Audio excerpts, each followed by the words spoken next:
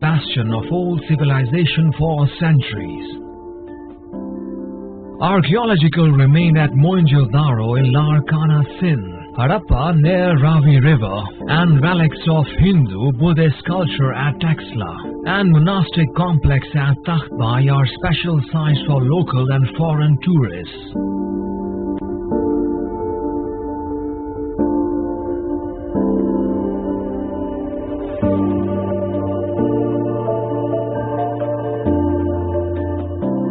Endorsing religious freedom, Pakistan offers extra attraction to the pilgrims of the world-known religions of our time.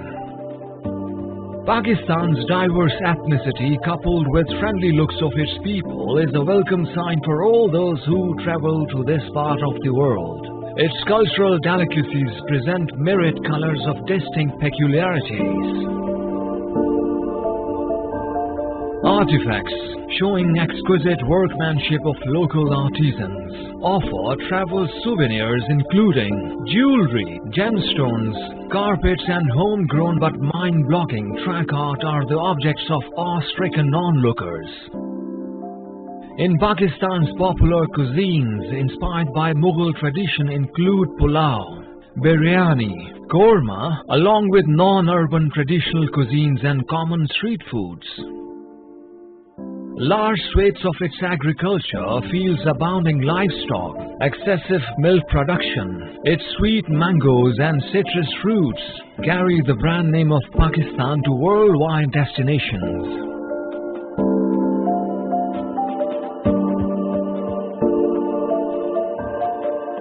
Textile products and articles of sports including FIFA footballs and cricket balls represent skills of Pakistanis all around the world. To facilitate tourists and visitors, the government has done away with NOC requisitions while offering online visa sources to 175 countries and on arrival visa to 50 other countries.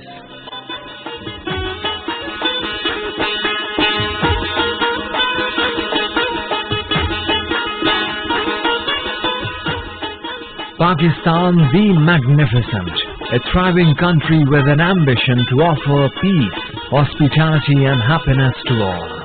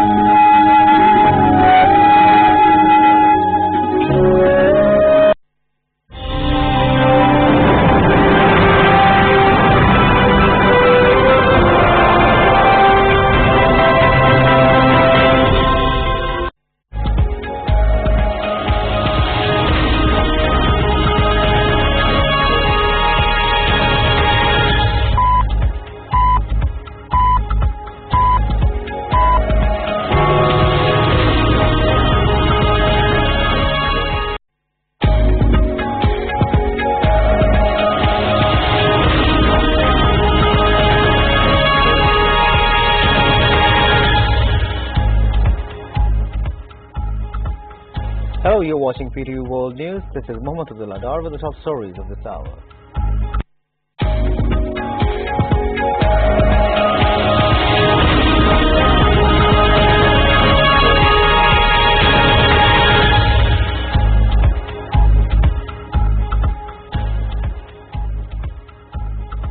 PDM Chief Maulana Fazlur Rahman holds a meeting with Prime Minister Shehbaz Sharif in Islamabad. He inquires about after the health of Prime Minister and prays for his early recovery.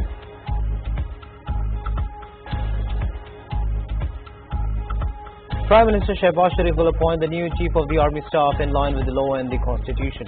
Former President Asif Ali Zardari says the matter of new Army Chief appointment must not be politicized at any cost, which could cause damage to the institution. Pakistani people reject Long March of Imran Khan. Information Minister Maryam Aurangzeb says PTI Long March turned into work from home. Pakistan wants to intensify its engagements with the world to safeguard its national interests for the betterment of the people. Foreign Minister Bilal Bhutto Zardari says they want peaceful relations with all the countries, including the neighbouring states. Finance Minister Ishaq Dar holds meeting with President Dr. Arif Alvi in Islamabad and briefs him on overall financial and economic situation of the country. Supreme Court seeks reply from Imran Khan on evidences presented by the Ministry of Interior in its petition of contempt of court against the former Prime Minister. The 11th edition of International Defence Exhibition and Seminar Ideas 2022 concludes at Karachi Expo Centre as PAF Pavilion remained iconic on the concluding day. Minister for Defence Production Israr Sareen says their Ideas 2022 depicts Pakistan's achievement and self-sufficiency.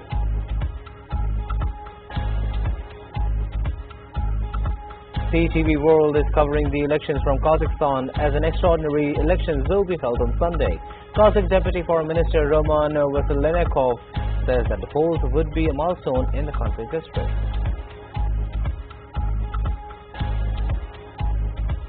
The FIFA World Cup kicks off on Sunday in Qatar with an opening ceremony and the inaugural match between host and Ecuador. The tournament will wrap up less than a month later with the final set to be played on December 18th.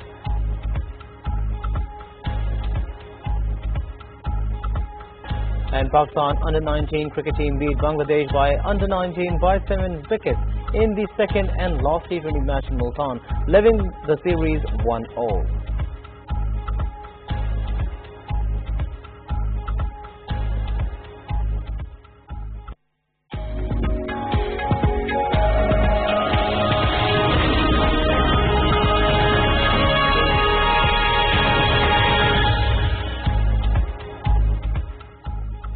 Well, that's all from my side and the entire news team of PTV World. For further details on live streaming, do log on to our website, world.ptv.com.pk. It's goodbye for now.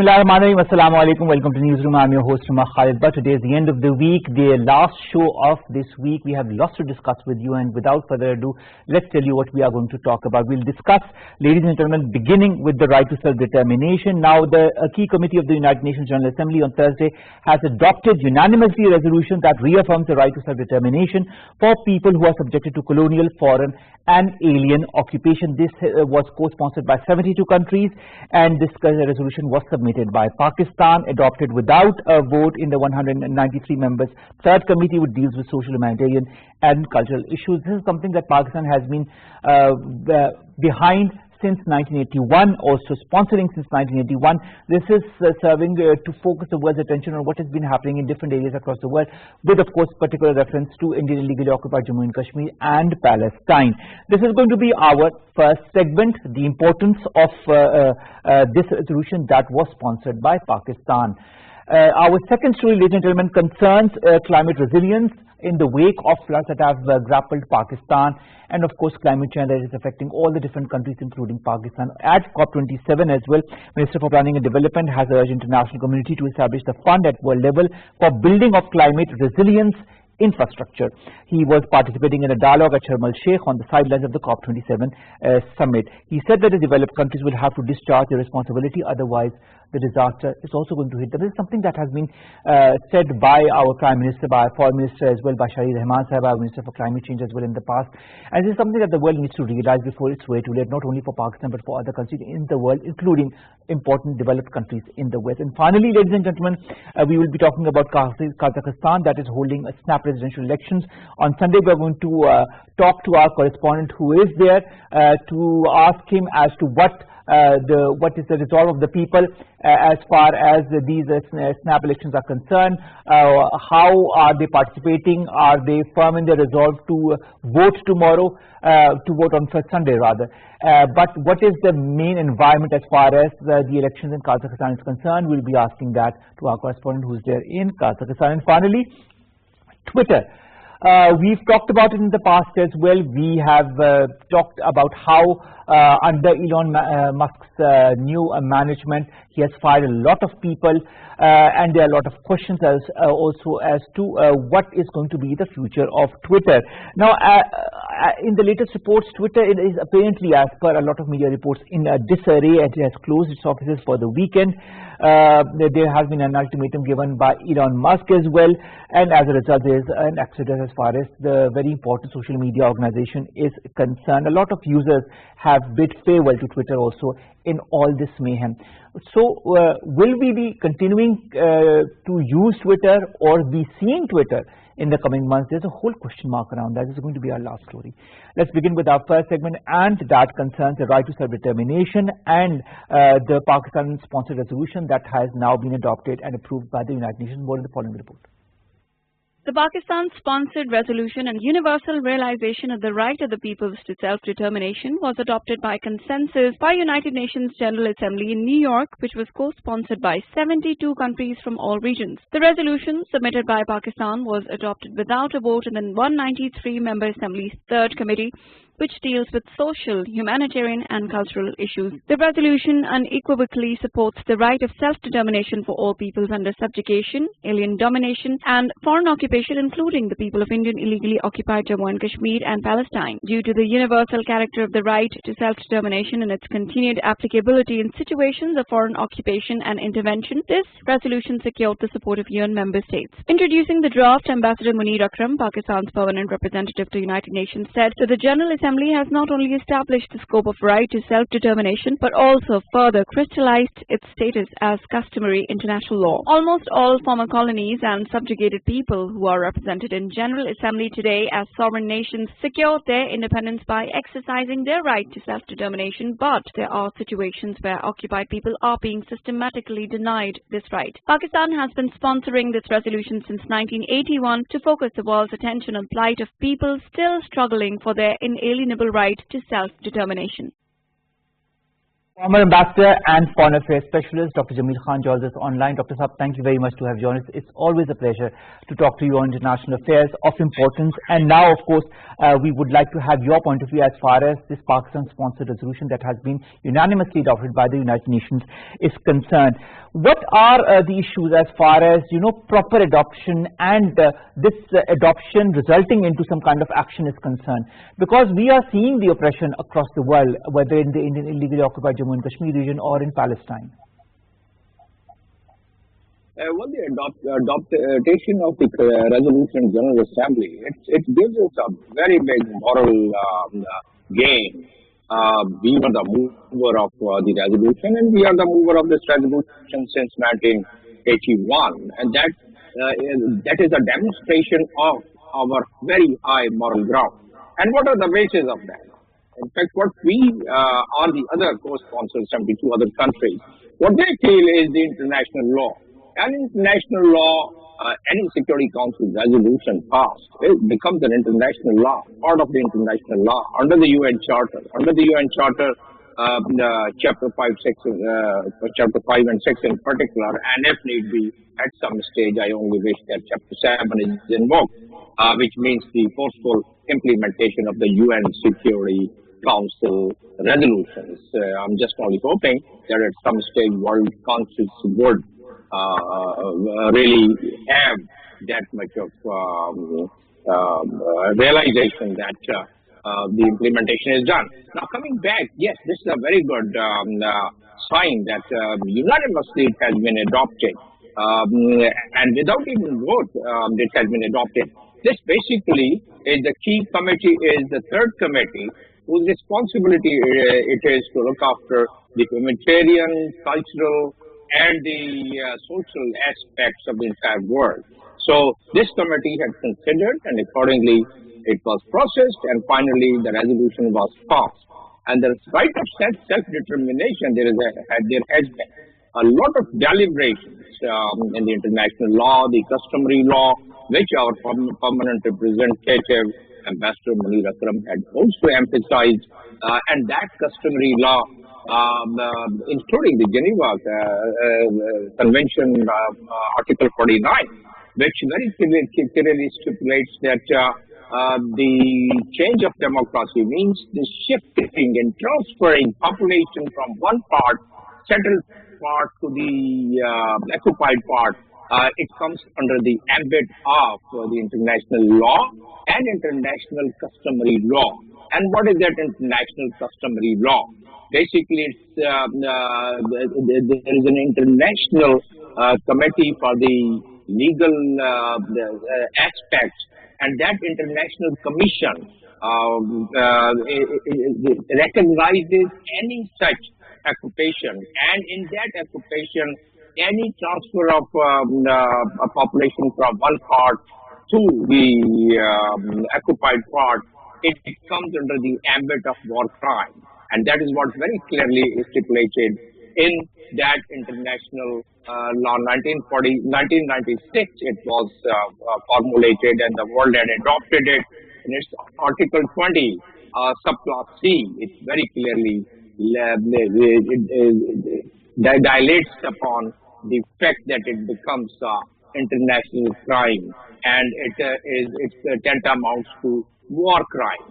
And that further, that's here it's a little serious thing, which the world at some stage or the other has to realize, and there is a lot of efforts required at the multilateral level to make the world realize, and that is ICC, International Criminal Court, Article 8 and subclause 2. In that, there is a punitive clause, which our permanent representative had also indicated that unless the perpetrators are penalized, this would continue.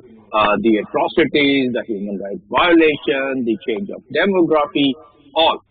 So that is embedded in the international law. Now, but Dr. Jamil, that's very interesting. These articles 20, articles 8, the subclasses that you've mentioned, and how they impact all those who are, doing acts of aggression towards their own people, towards people that are against the norms of humanity, that are against the norms of human rights. We have seen countless resolutions, Dr. Jamil, and we have talked about those countless resolutions in the past as well. Just speaking of illegally occupied Jammu and Kashmir, since 1948, there have been a number of resolutions. As far as the Held Valley is concerned, or Palestine, there have been a number of resolutions. The resolutions are adopted, but the whole point is that there is no action, there is no tangible action. Where is that line? How can we cross the line between adoption of a resolution and translation of that resolution into tangible action?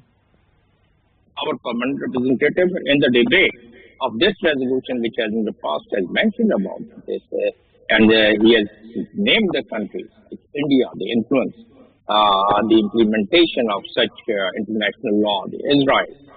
They also influence the implementation of that. How it is influenced? Basically, our viewer probably would you would like to give them this idea that there's only one implementation tool which is under the international law, and that is the UN Charter. And in UN Charter, it's Chapter 5 where the initial resolution is passed and the countries are asked to abide by that, and if they don't abide by that, the partial sanction is imposed against those countries.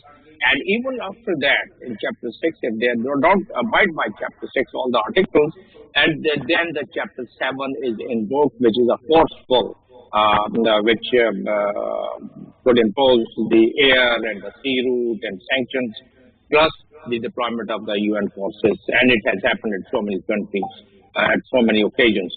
So for that, what is to be done? That's more important. And our permanent representative has also pledged the countries that they should think about having it enforced and that influence if that is taken out.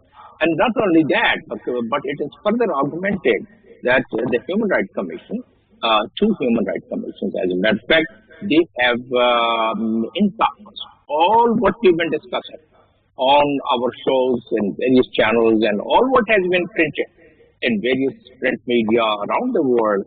It has been summarized in those two Human Rights Commission, which has recently been published, and the Human Rights Commissioner had in front of the world press, with the tears rolling out of out on their cheeks, they had dilated upon what all is going on into these charities, particularly in Kashmir. And still nothing has happened because the United Nations Charter, Chapter 6, Chapter 7 has not been invoked. And how is it invoked? Basically, the permanent members. The permanent members of the United Nations, they are the one they have to invoke that. And it is there that influence is being imposed, that influence is being exercised. And therefore, those resolutions are not even tabled. And once it is tabled, the chances are that it would be vetoed. So this is a whole technical mechanism, and that is where the pause happens. That is where the pause happens, because as you yourself have said, there are articles that completely underline or outline what needs to be done once a resolution is adopted. And if a country does not abide by the resolution, these are the articles under which there are different subjugations that are put on those countries through different routes, as you yourself pointed out. But as you again pointed out, it is the permanent members that ultimately decide whether to go with Article 6 or 7 or not. Wherein lies my next question. Dr.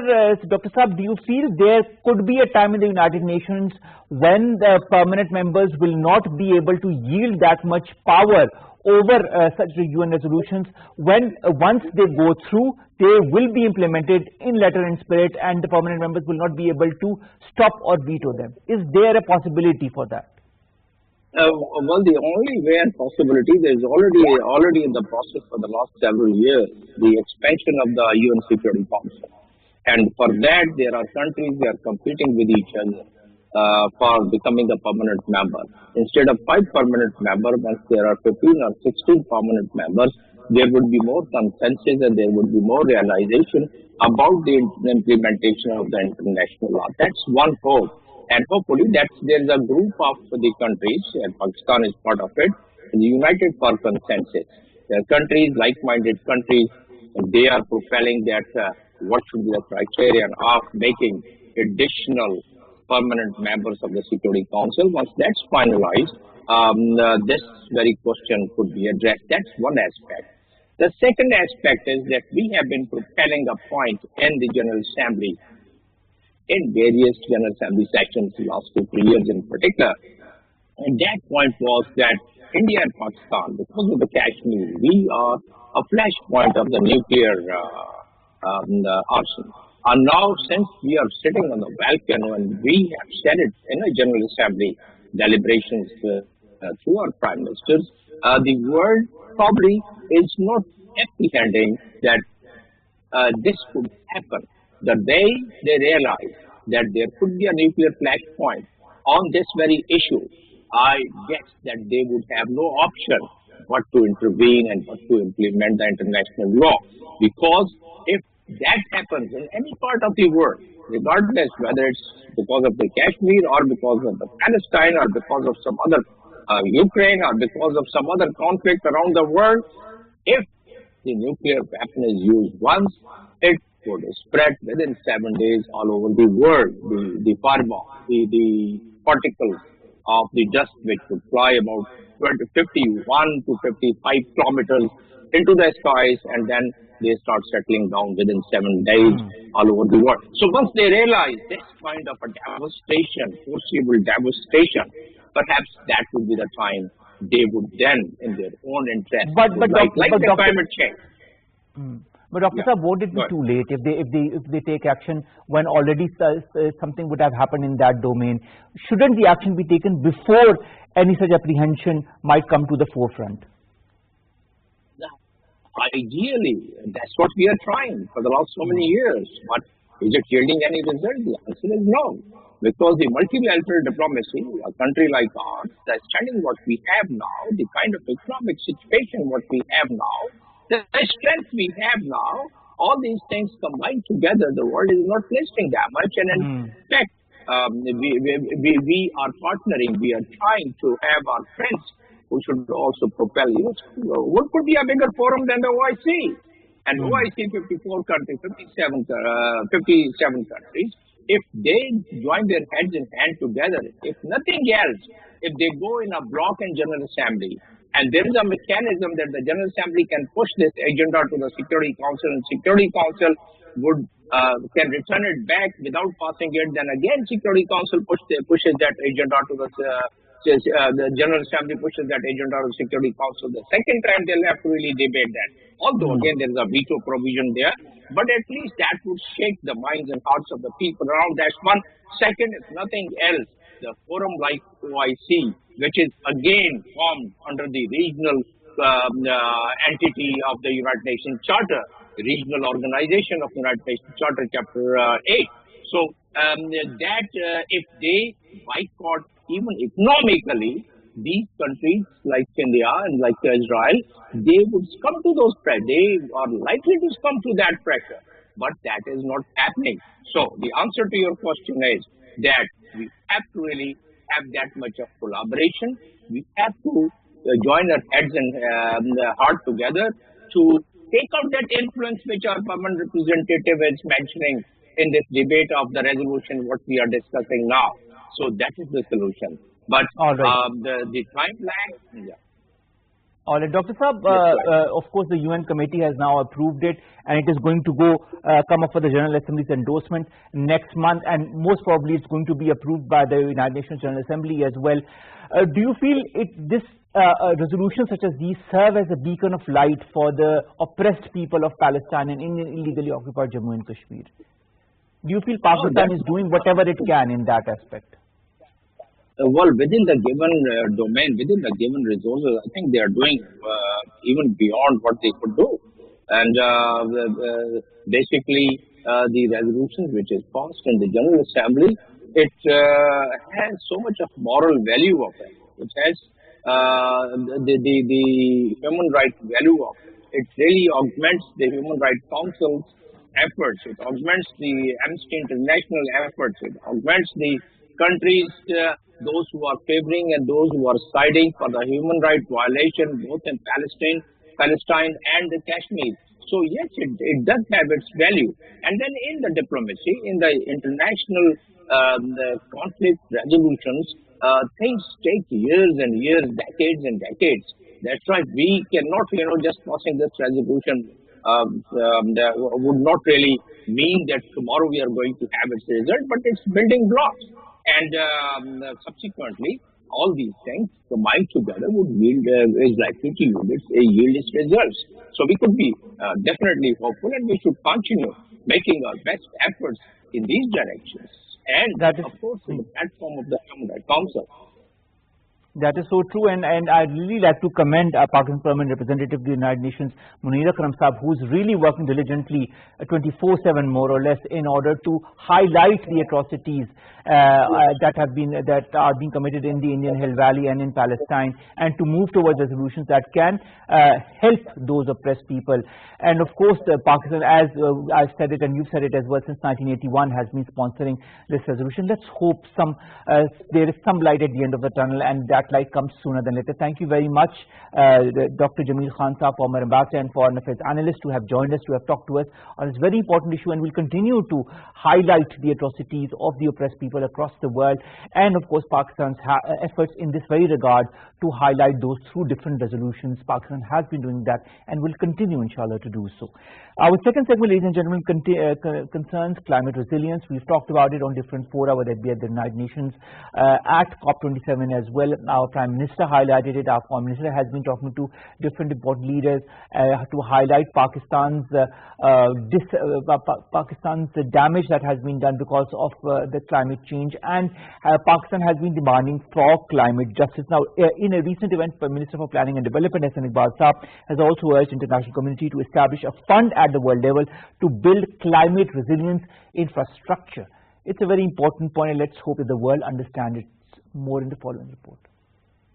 The vulnerable population of Pakistan is experiencing devastating impacts of climate change on their lives through changing weather patterns, crop losses and water shortages, placing them among the bottom 1% of climate risk pyramid. The representatives of developing countries at COP27 Climate Summit in Egypt have demanded establishment of a fund to help countries recover from the damage caused by climate disasters. Long-term climate financing instruments are needed to plug severe capacity deficits in the developing countries. Minister for Planning and Development, Hassan Iqbal, has urged international community to establish fund at world level for building of climate resilience infrastructure. Participating in a dialogue at Sharm el-Sheikh on the sidelines of COP27 Climate Summit, Hassan Iqbal emphasized that developed countries will have to discharge their responsibility, otherwise this disaster will also hit them. Minister for Climate Change, Senator Sherry Rahman, called for international monetary commitments on loss, damage and adaptation due to climatic changes to move faster than the speed of the glaciers melting in Pakistan. Climate finance is now at the heart of the climate emergency, whether it is achieving the Paris goal of 1.5 degrees centigrade or delivering on adaptation and resilience goals. Anything less than establishing a loss and damage fund at COP27 is a betrayal of people enduring ravages of climate disasters and the people fighting for humanity.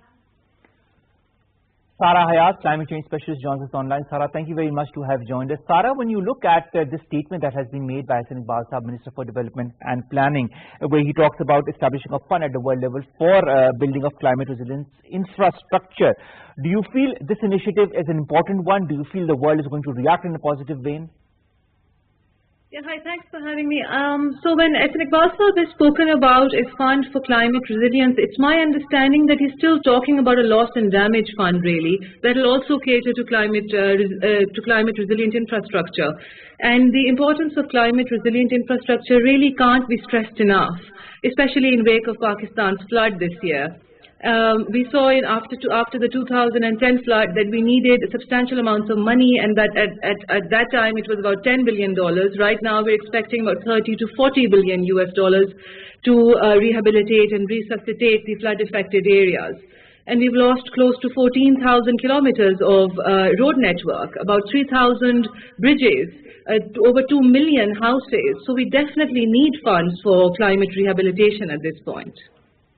All right, Sarah, this said, do you feel that Pakistan's different models that it has been putting forward on in COP27 and otherwise, the different statements that Pakistan has put forward, whether it concerns climate justice, climate resilience, can it have a positive effect? And do you feel retrospectively also, and as a result of that, can Pakistan also benefit from this successful model of climate management that has been put forward by the Global South?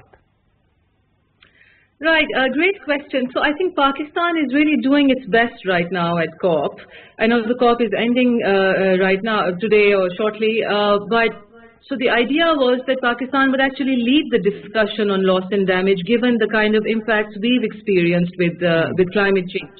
And because we're so vulnerable as a country to climate change for a number of factors, which are really not in our control. So I mean, given that, I think what Pakistan is doing on the diplomatic front, and our voice is loud and clear, and the fact that our pavilion, they states flat out that what's happening in Pakistan will not stay in Pakistan. I think what Pakistan is doing at COP is pretty great. With that said, I think coming to the next part of your question, which is whether Pakistan will benefit from it, 100%. The idea of a loss and damage fund is that countries most impacted by climate change, which includes Pakistan, because we're almost always in the top 10 most impacted in the long term by climate change, Pakistan should be on the receiving end of such a fund. But Sarah, when we talk of climate justice or climate financing, what I'd like to understand is, under the current geostrategic or geopolitical scenario, there are a lot of countries that are not as, how should I say, maybe a bit forthcoming as far as the result that is expected from COP27 or even from the United Nations as far as helping countries such as Pakistan is concerned. Do you feel that scenario could change after COP27? Do you feel COP27 has been a successful move for countries such as Pakistan that have been impacted by climate change? Okay, so the first things first, I think a conference like COP is almost always a platform to exchange ideas, to put forward suggestions, to sort of fight your battle, to sort of raise your plea. And when you think about it like that, I think COP has been a great success because we've actually managed to put a loss and damage fund on the agenda, something that wasn't even there. And right now we've got people negotiating on whether it can come through, what will the nuances of such a fund be, and that's a massive step in the right direction. And today the EU, for example, has agreed to at least sort of they've come forward, they've taken quite a few steps forward in the establishment of such a fund, of a loss and damage fund, which is successful, which is Pakistan's success. It is the success of most countries in the global south. But I think what really needs to be understood is why such a fund is being vehemently opposed by the developed world. And if that's something you'd like me to stress on and so to clarify. Please, I'd like your point of view on that. All right, so the idea behind the loss and damage fund is basically, and I'm sure most of the audience already knows, the idea is to look at, to cater to impacts of climate change on the social, on the infrastructure front that are not sort of immediate. So it can cover extreme disasters or natural disasters like floods. It can also cover something like sea level rise or the social impacts that are going to linger on for decades from climate change or even from a flood.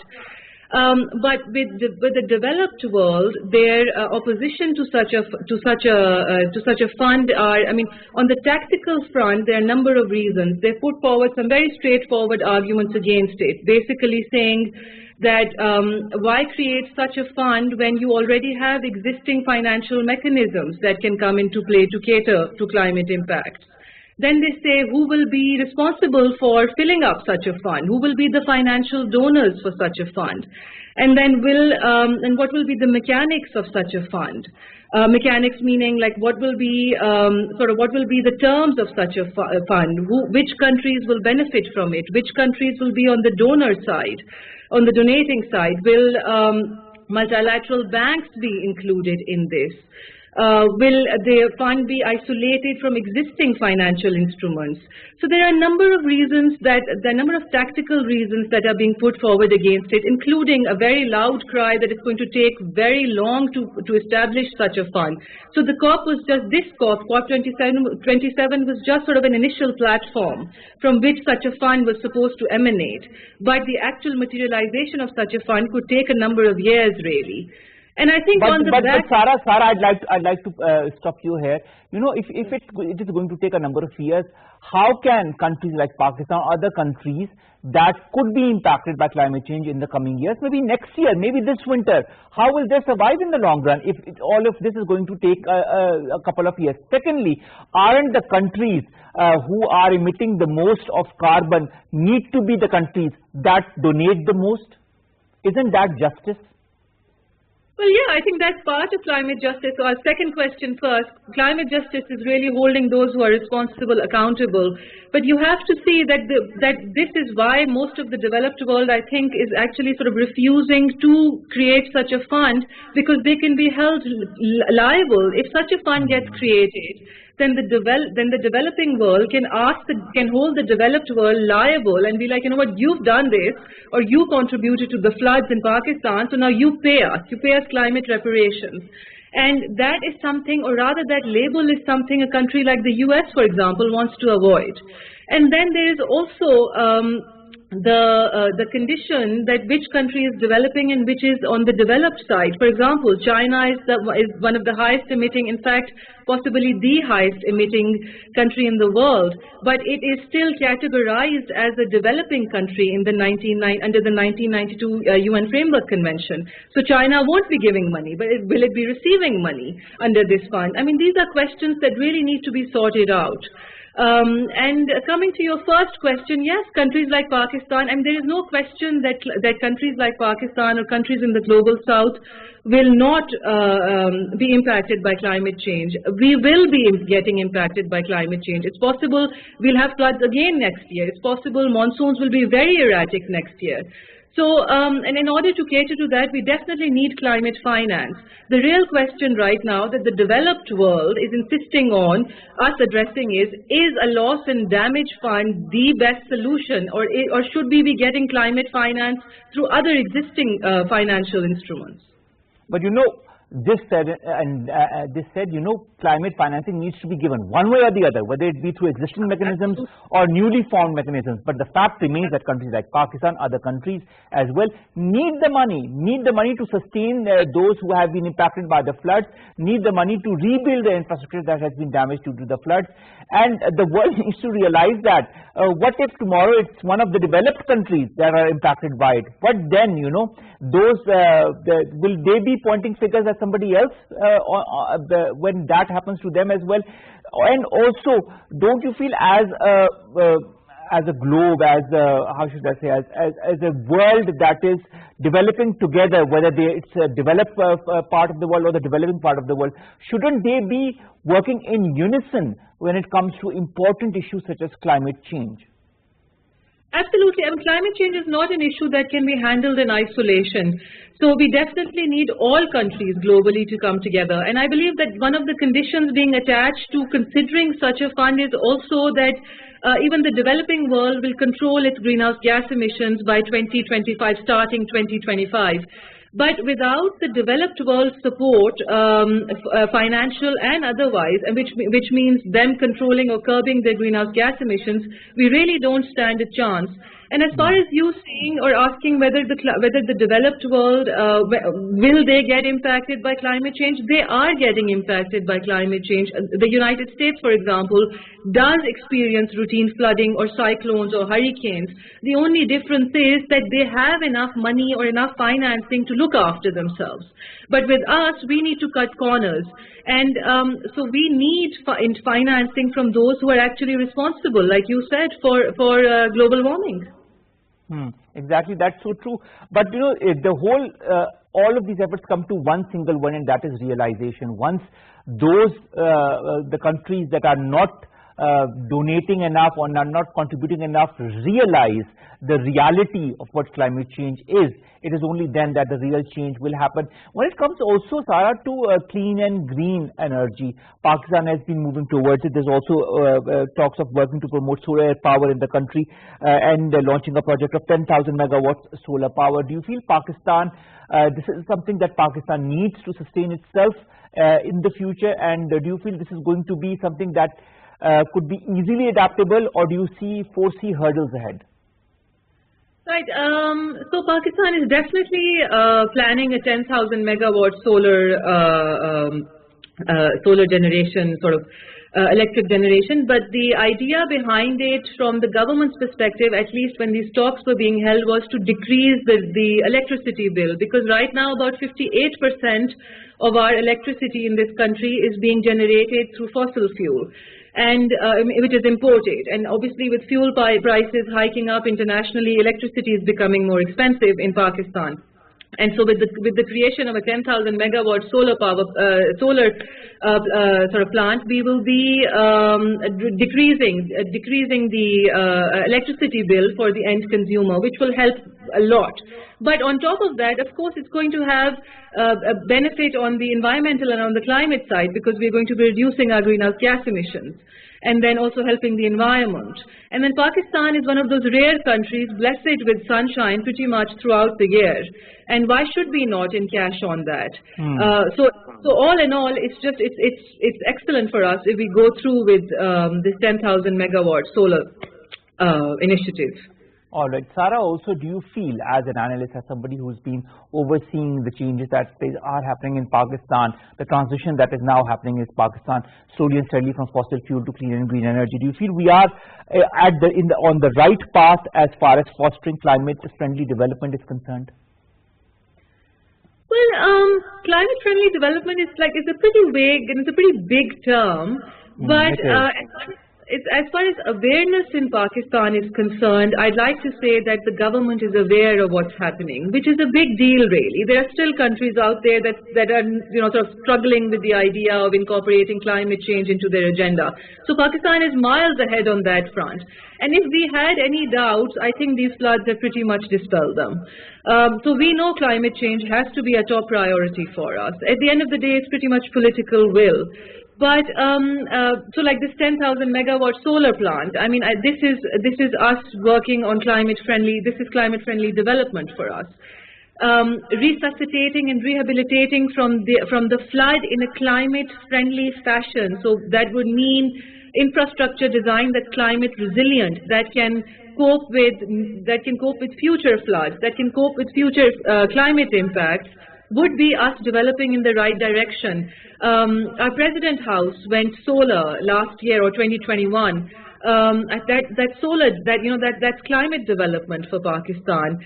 Raising awareness, projects coming in, us trying to champion the loss and damage fund. This is all a part and parcel of climate development for the country.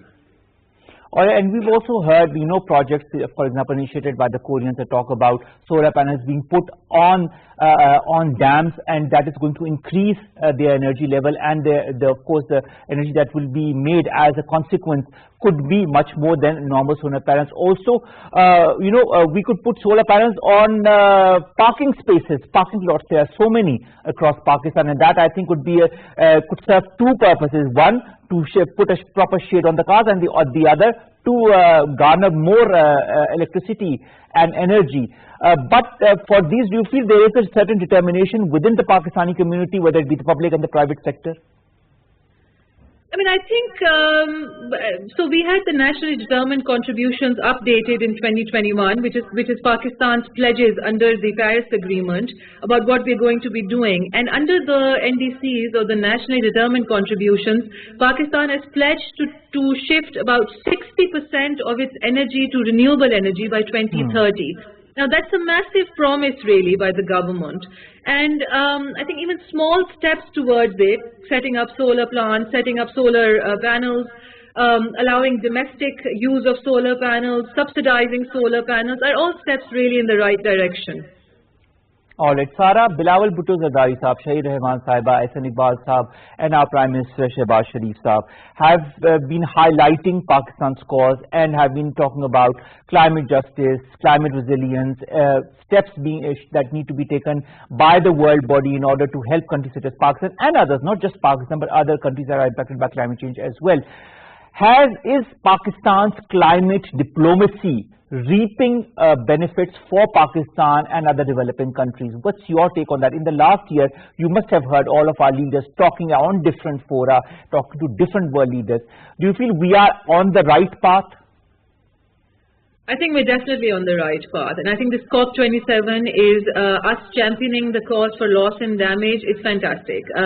We can't thank the minister enough, Minister Sahiba enough for it, and the team that's gone with her. Of course, you must identify some impediments on the way. For example, there is donor fatigue. Countries no longer have that kind of financial assistance to give out that they did, let's say, in the aftermath of the 2010 flood. Also, with the pandemic, it's drained resources, it's slowed down economic growth globally. So countries again have a little less money to give out. But and then Pakistan has also been cornered on a number of other occasions. We need to exhibit more transparency, for example. We need to exhibit more political stability in order to get more finances. But as far as climate diplomacy is concerned, as far as raising our voice is concerned, as far as getting our plight across to the international community is concerned, I think we're pretty loud and clear. And why shouldn't we be? We are actually impacted by climate change. And 33 million people is no joke, and that's the number of flood affectees we've had this year. That is so true, Sara Hayat. Thank you so very much, Sara, to have joined us, to have talked to us in a very candid fashion on the different tangents of climate resilience, climate justice, climate change, Pakistan's effect on it, and how Pakistan is trying to forge unity amongst the world as far as doing the needful for it and for other countries that have been affected by climate change. Thank you so much, Sara Hayat, climate change specialist, to have joined us. Our next segment concerns the elections in Kazakhstan. These snap presidential elections are going to be held on Sunday, the 20th of November. 12 million people are eligible to vote. The polling stations are going to open at 0100 GMT and will close at 1500 Greenwich Mean Time. Elections come months after a deadly unrest shook the Central Asian country and left more than 230 people dead. These elections were supposed to be held in December of 2024, but in March, constitutional reforms were introduced to curb the powers of the president and boost the role of the parliament, sparking this early ballot. Our correspondent Fahad Ahmed Misran is in Kazakhstan, and we'd like to understand what is the environment there just before the elections. Are people all gung-ho for taking part, for participating in these elections, and how is it going to board? What are the different preparations that have been made on different levels? Yes, Fahad, over to you. On November 20, the presidential elections are going to take place, and there's so much celebration and jubilation about the presidential elections, and the atmosphere is thrilled and is full of so much hope and optimism. Why this election is actually important, why it is so crucial and significant, why these elections are getting attention from all around the corners of the world, from all the capitals of the world, that the first time in the history of Kazakhstan, since its independence in 1991, it is after 30 years of its existence, first time the President Tokayev has opened up the political system. He has introduced a massive package of constitutional reforms and amendments in all departments of government and all spheres of governance. Now, finally, we are going to talk about Twitter. Now, we all know that Elon Musk has taken over Twitter after a huge bid. But what has happened as a result of it has left many in the world, also the millions of users of Twitter across the world, in disarray. There are a lot of question marks that are being raised. Many of the normal and contributing users on Twitter have left the social media platform, saying they do not know what's going to happen as far as Twitter is concerned. And to top it all, there were talks of how Twitter is going to move forward. Twitter offices have temporarily been closed. The buildings have been temporarily closed as per a certain order that has been taken out. The announcement has come amid reports that large number of staff are quitting. We know that Elon Musk, when he took over, he also threw off many of the main employees of Twitter, many important members of Twitter, and following that there were a lot of other people who also resigned. Now the shutting down of the offices comes at a very strange time for the social media platform.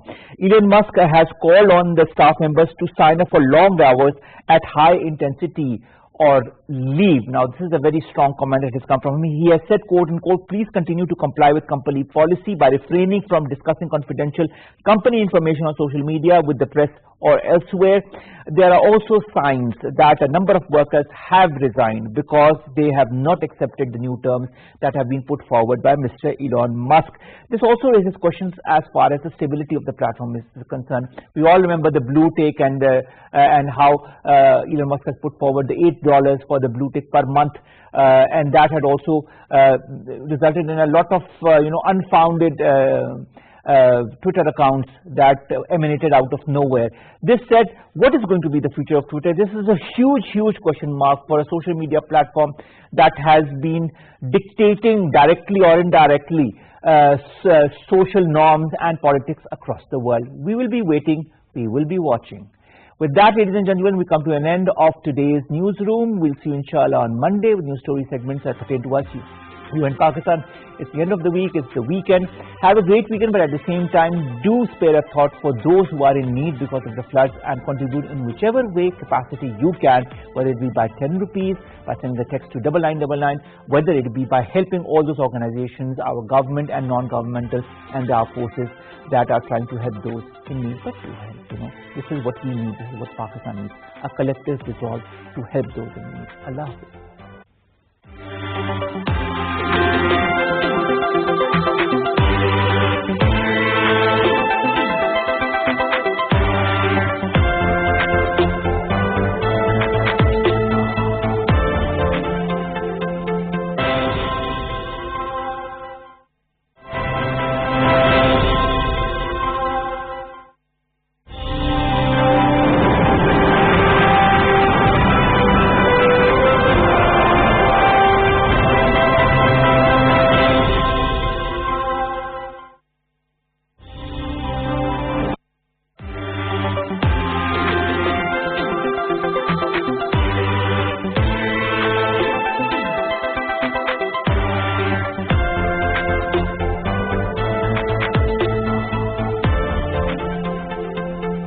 Bismillahirrahmanirrahim. Assalamu alaikum. Welcome to Newsroom. I'm your host, Khalid Bhatt. When we write something, we share our vision. This is a very good opportunity to discuss everything. It was devastating to see the impact of these monsoon floods. 250 recommendations were given to India from various member states, and unfortunately only around 152, 153 were implemented. Germans are very straight people. They generally have a positive impression about Pakistan. The longer the president postpones the establishment of a new government, the greater the problem that we are facing in Sri Lanka today. Outcomes that we are looking through RAST is greater engagement of women.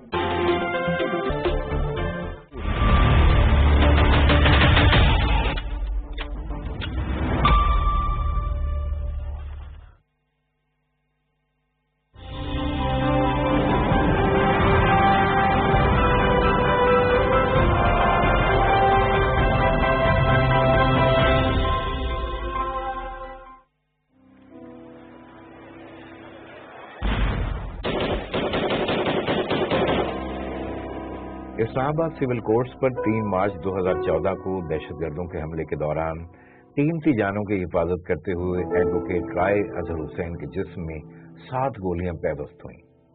یہ ان کی دہشت گردوں کے خلاف شجاعت، بہادری اور جامع مردی سے مزاحمت کرنے کی کہانی ہے.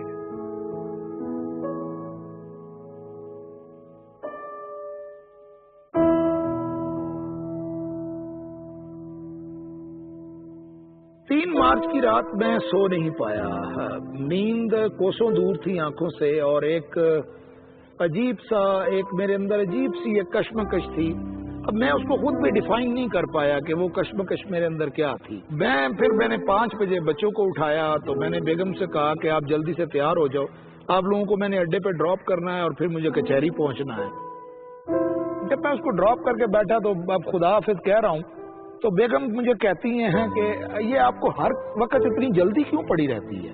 کہا کیوں اتنی جلدی آپ نے ہماری سیٹیں بک کروا دی؟ آپ آرام سے ہماری 8-9 بجے کی کرواتے تھے، آپ 8-9 بجے کرواتے تھا، کہا میں ہم تسلی سے ہم چلے جاتے. اب آپ کو پتہ نہیں کیا آج کل ہی پڑی ہوئی ہے. میں نے کہا یار مجھے کچھ کیسز ہیں، مجھے جانا ہے. میں وہاں پہنچتا ہوں 8:30 بجے. میں اب اس روڈ پہ آتا ہوں، مین اپنے چیمبر کی طرف جانے والے روڈ کے اوپر. تو اب جب میں کافی آگے آ چکا ہوں تو اچانک ایک قیامت اٹھی ہے. میں ایک لمحے کے لیے تھوڑا دیکھتا ہوں تو مجھے وہ سامنے اس نے ایک چیمبر پہ ایم